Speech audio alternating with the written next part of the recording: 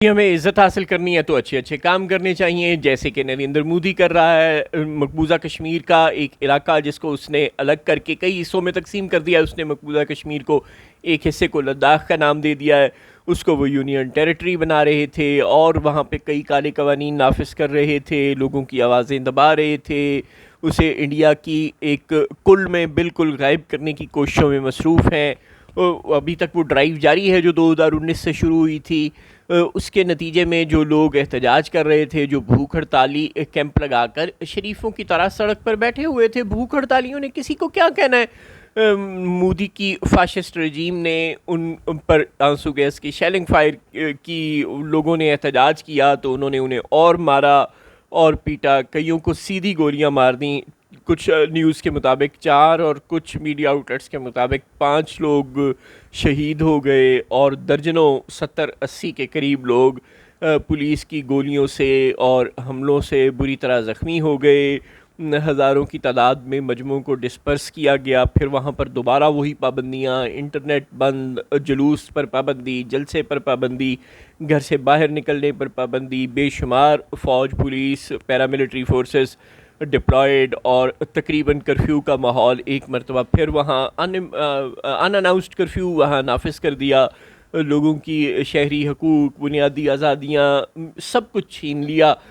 तो देखें ये कितनी अच्छी एग्जांपल है। हमें भी चाहिए कि हम भी ऐसा ही करें, जैसे कि हमने 26 नवंबर को किया, या जैसे कि हमने उस रोज़ अख्तर मैंगल के काफ़िले के साथ किया, या जैसे इससे भी बढ़कर हमने उस रोज़ वादी तीरा में किया।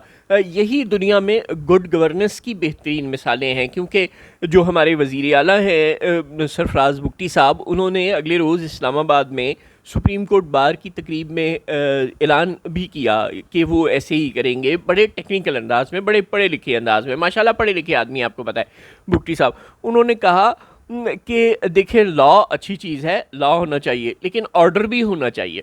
और अगर डिसऑर्डर होगा, यानी कोई चूं भी करेगा तो वो डिसऑर्डर है, कोई शख्सी आज़ादियों का मुजाहरा करेगा तो वो डिसऑर्डर है, कोई आज़ादी इजहार मांगेगा, कोई जलसा करेगा, कोई जुलूस निकालेगा, कोई अपने हकूक़ मांगेगा तो वो डिसऑर्डर फैलाएगा, चुनाचे फिर उसकी फेंटी लगेगी।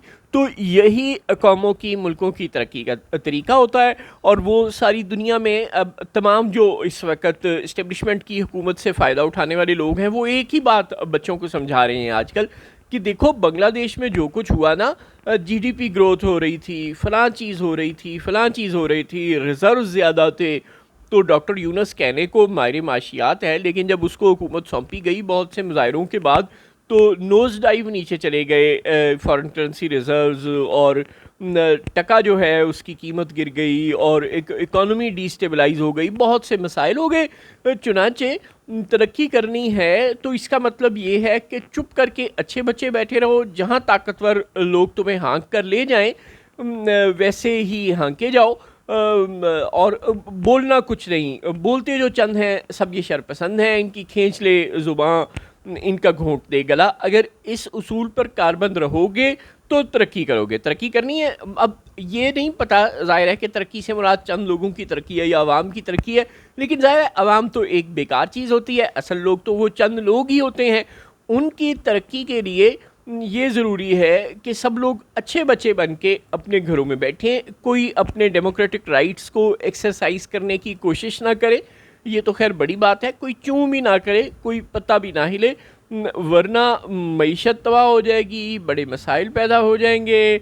लिहाजा ऑर्डर मेंटेन करना ज़रूरी है बकौल बुगटी साहब के, और उसके लिए ज़रूरी है कि आप बस सब के सब पुरानी तनख्वाह पर काम करते रहें। आपका कोई मैंडेट चोरी, कोई आपको पूछे बगैर, घास डाले बगैर आपके मुल्क को कोई 33, 34, 35 सूबों में तकसीम किया जाए, यानी ये मामलात आपका ताल्लुक ही नहीं है। ये सरकार के ताकतवरों के सोचने के काम है।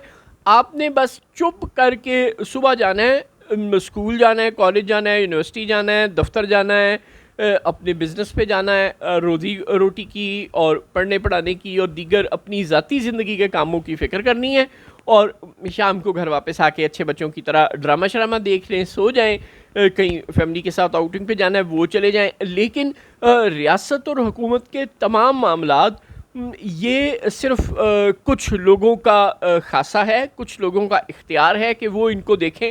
अवाम का रियासत से, हुकूमत से कोई ताल्लुक़ नहीं, क्योंकि वो इस मुल्क के मालिक नहीं हैं, वो किरायादार हैं। वो बस सरकार को टैक्स किराए देते रहें और चुप करके अच्छे बच्चों की तरह तनख्वाह लेते रहें और ज़िंदगी गुजारते रहें। वो चूँ-चाँ करना और रियासती मामलात में मदाखलत करना, उनका कोई हक़, कोई इख्तियार नहीं है।